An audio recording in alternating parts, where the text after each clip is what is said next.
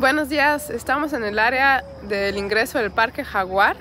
En el Parque Jaguar dan servicio de carrito de golf que llevan a las diferentes playas, a varios miradores y a las ruinas, que es lo que más nos interesa, son las ruinas aquí en Tulum. Y atrás de mí, en esta parte del ingreso al parque, está un museo sobre la región que queremos visitar y va a abrir en los próximos 5 minutos. Y la verdad, esta área de ingreso está muy linda, la hicieron muy bonita. Y después de visitar el museo nos vamos a subir a un carrito de golf para ir a conocer las ruinas, que es lo que más nos interesa porque ya hemos visitado las playas. Obviamente quiero volver a las playas porque son hermosas, pero no es el único acceso a las playas, hay más accesos para ir a pasar el día en las playas. Así que si les dicen que solo es por aquí, no hay otros ingresos, no es necesario ocupar el carrito de golf. Acompáñenos hoy en esta aventura porque además queremos, después de conocer las ruinas, ir a unos cenotes que están aquí cerca de Tulum. El museo tiene un enfoque regional y obviamente la cultura maya es el tema central de este hermoso museo. Willkommen im Parque Jaguar in Tulum. Ich befinde mich im Eingangsbereich. Von hier aus wird man mit Golfautos zu den Pyramiden gebracht. Aber zuerst schauen wir uns das superschöne regionale Museum an. Das Gebäude hat eine ausgefallene Architektur in Naturmaterialien und da es sich um ein regionales Museum handelt, geht es hier hauptsächlich um die Kultur der Mayas, die in dieser Region leben und gelebt haben. Die Mayas waren sehr fortschrittlich in der Mathematik und auch sehr gute Himmelbeobachter, sodass sie schon sehr gute Kenntnisse über die Astronomie hatten. Außerdem haben sie die Zeit in Zyklen wahrgenommen und waren so in der Lage, sehr präzise Kalender zu erstellen.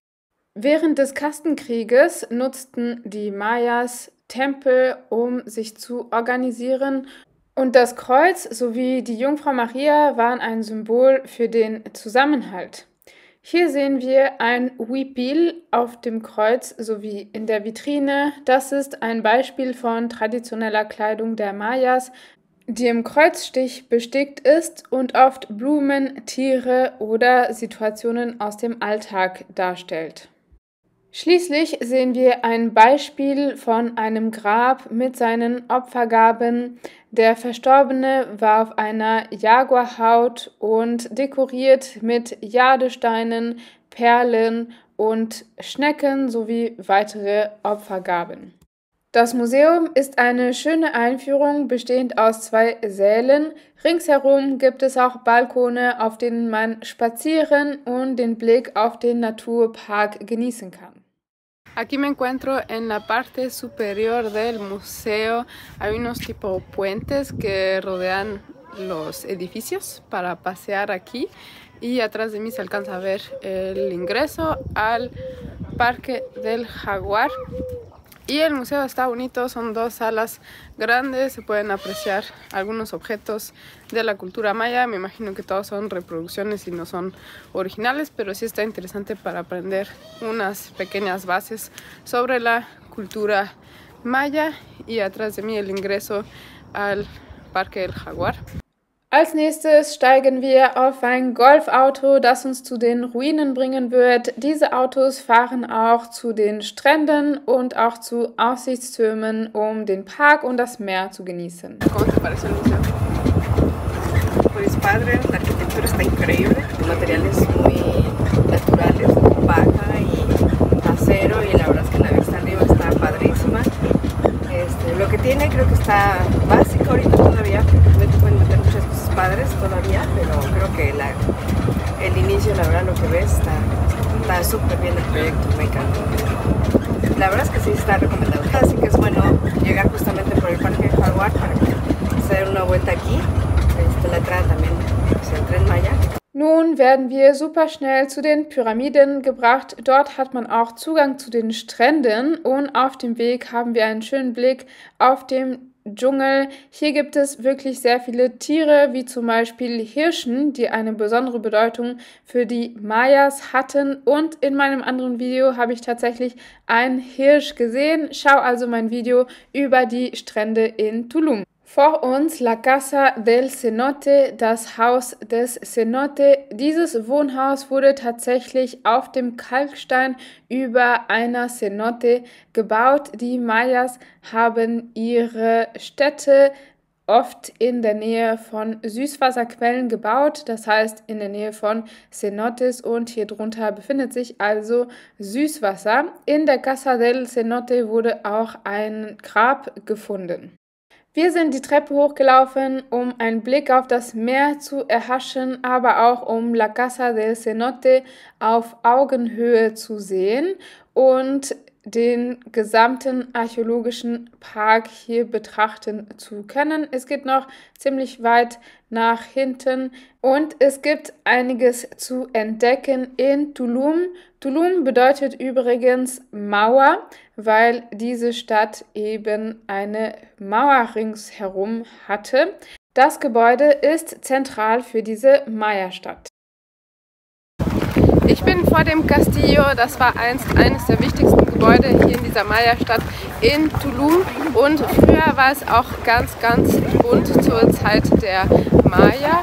Und weiter da hinten auf der rechten Seite, dieses kleinere Gebäude heißt El Templo del Dios Descendiente, das bedeutet der Tempel des herunterkommenden Gottes, und es steht für die Geburt, und auch durch die Tür, wenn es sich mit dem Mond oder mit der Sonne synchronisiert, scheint da das Licht durch und bietet ein sehr schönes Spektakel. Como ven, hay mucho viento, hoy muchísimo viento, ya se me voló la copa 2 veces. Está bellísimo el lugar, la playa aquí privada, pero pues no hay acceso, pero se puede apreciar con los ojos. Hier unten ist ein kleiner Strand, der extraordinär hübsch ist, aber der Zugang ist geschlossen aufgrund von Naturschutz, und das ist gut so, damit es schön bleibt. Die Maya haben auf jeden Fall sehr guten Geschmack gehabt und die Schönheit und den Reichtum dieses Ortes erkannt und hier ihre Pyramiden gebaut. Hier kann man erkennen, dass der Felsen nicht bis ins Wasser geht, sondern dass die Wellen unter dem Felsen drunter kullern, und das finde ich super schön. Das erkennt man, finde ich, nur auf den zweiten Blick, dass der Felsen eben nicht bis ins Wasser geht, sondern wahrscheinlich von den Wellen hier geschliffen wurde, sodass die Wellen eben unter dem Felsen drunter kullern. ¿Qué te parece aquí la zona arqueológica de Tulum? Yeah. Bueno, si has estado en el paraíso, tal vez te des cuenta que aquí es todavía más bonito que el paraíso. Más bonito que el paraíso. Ajá. Sí, por eso le pusieron Playa Paraíso, ¿no? A la playa. Pues sí, bueno, las zonas de aquí al lado, pero toda esta zona arqueológica es como mágico, ¿no? Tener historia con la vista al mar, la selva. Es como que no te puedes imaginar lo maravilloso que debió haber sido para los mayas que estuvieron aquí. Por la vida, ¿no? Bueno, porque además sabemos haber sido tema de religioso, de comercio y todo, pero la verdad es que qué bárbaros, qué vida se daban en ese sentido con la vista y la selva y la fauna y pues, lo que significa estar aquí. Además, paisaje, el clima cálido, ahorita muy ventoso, maravilloso. Entonces, pues eso, creo que Paraíso se queda corto. Se queda corto. Es lo más bonito que a lo mejor pueden ver tus ojos en algún momento en la vida. Creo que es maravilloso. Sí, los diferentes tonos de azul en el mar, que están en competencia con el cielo. Con el cielo, no puedes creer que haya azules tan azules en el mar como... Bueno, además las diferentes tonalidades de la profundidad y los corales. Y el cielo, que se ve increíble también, parece que compiten y se perderían casi en uno solo con las nubes. No, esa es otra cosa. Die Mayas verwendeten für ihre Stadt auch den Namen Sama. Sama bedeutet auf Maya Sonnenaufgang. Und tatsächlich gibt es hier atemberaubende Sonnenaufgänge.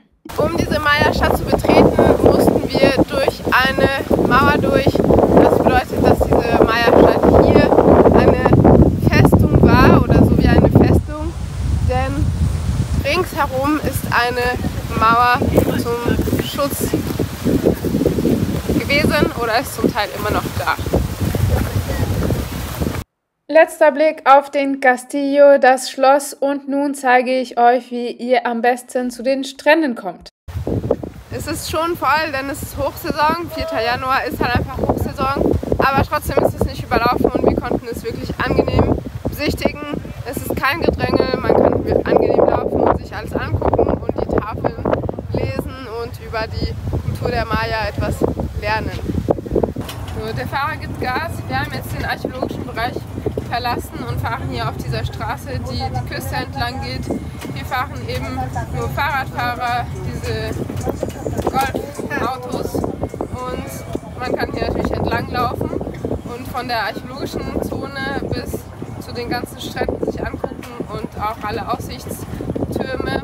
Hier ist eben der Zugang zu allen Stränden und von da, wir kommen vom archäologischen Bereich, aber wenn man von hinter mir kommt, wo wir gestern hergekommen sind und uns die Strände angeguckt haben und genossen haben, wenn man also von dort kommt, dann ist der Zugang kostenlos. Was gut ist, dass am Eingang immer kontrolliert wird, ob man Plastikflaschen dabei hat, die muss man abgeben, denn hier ist ein Naturschutzgebiet und da wird eben darauf geachtet, dass kein Müll entsteht. Genau, man kann also von da kommen mit dem Fahrrad und alle Strände genießen, mit dem Fahrrad von einem Strand zum nächsten fahren, sein Fahrrad hinstellen und dann zum nächsten Strand fahren. Atrás está el acceso a la playa Manglé, donde llegamos primero ayer con las bicicletas y aquí, como ven, se pueden dejar las bicicletas y el acceso a la playa es muy agradable, muy práctico. Y del otro lado se encuentra un mirador, se pueden subir las escaleras y ayer también estuvimos andando por ahí.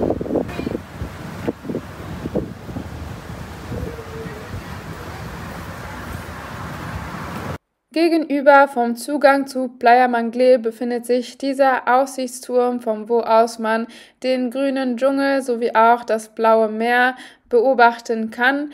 Ich finde, dass es auf Playa Manglé im Vergleich zu Playa Paraíso viel mehr Wellen gibt. Pues ya tenemos un carrito de golf para nosotras solitas y estamos recorriendo ahí aquí la calle del Parque Natural. De donde venimos allá está un acceso que ese es gratuito, nada más que la entrada controlan que si uno trae botellas de plástico, porque aquí cuidan mucho el medio ambiente y que uno no traiga basura, y recorremos toda esta avenida que nos lleva a todos los accesos de la playa y también a varios miradores, y al final de esta avenida se encuentra la zona arqueológica que acabamos de visitar. Si ingresan en el parque por el lado de la zona arqueológica hay que pagar un ingreso. El brazalete te da permiso a subirte a los carritos de golf durante todo el día, te da acceso a la zona arqueológica y pues aquí prácticamente solo andan bicicletas y pues peatones, estos carritos y dos o tres carros, porque sí hay un par de hotelitos y clubs de playa aquí en la orilla de la playa, obviamente. Y ahorita vamos a pasar por todos los ingresos a la playa. De este lado está Playa Paraíso y después está Playa Maya, Playa Pescadores, venimos de Playa Manglé y todo al final de esa avenida, como ya les había comentado, está la zona arqueológica y aquí un acceso a la playa. Im Restaurant El Cafeto habe ich ein paar grüne Enchiladas gegessen und meine Tante hat eine leckere Sopa Azteca geschlürft. Natürlich dürfen Knoblauch und leckere Säfte nicht fehlen. Ich hoffe, dieses Video hat dir gefallen und ich lade dich ein, mein Video über die Strände in Tulum zu schauen, sowie meine anderen Videos über Mexiko und natürlich meine Videos über das Stricken. Also bis zum nächsten Video. Ciao!